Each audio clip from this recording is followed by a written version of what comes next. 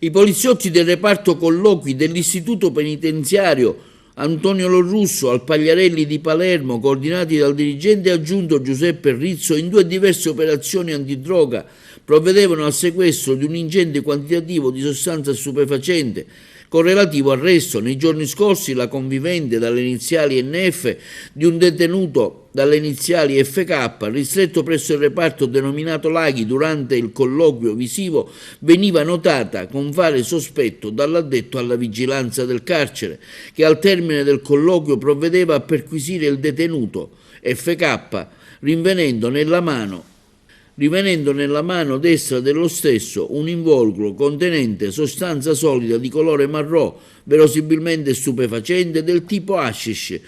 termosigillata dal peso pari a grammi 15,1, che veniva immediatamente sequestrata. Si procedeva quindi a perquisire la convivente NF con esito negativo. Il detenuto veniva quindi deferito per il reato dell'articolo 73 di PR 309/90 con l'aggravante di cui all'articolo 80. In isolamento. La convivente veniva formalmente identificata e sempre il personale della polizia penitenziaria del reparto colloqui bloccavano il passaggio di una sostanza stupefacente durante il colloquio visivo tra la madre, che usciva in oggetto dal pantaloni e cercava di occultarlo all'interno di una confezione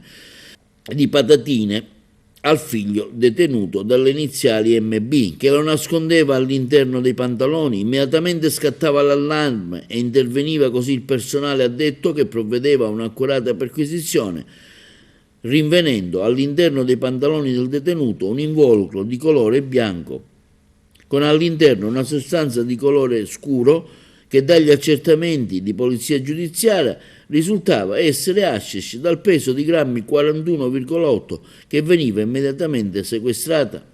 La polizia quindi dava immediatamente notizia ai PM di turno e nella seconda operazione l'autorità giudiziaria disponeva l'arresto in custodia cautelare della madre del detenuto, che non ha inteso nominare il difensore di fiducia, motivo per quale si procedeva a nominare uno di ufficio, mentre il figlio, detenuto presso questo istituto penitenziario, è stato deferito all'autorità giudiziaria ai sensi dell'articolo 73 390/90 e posto immediatamente in isolamento.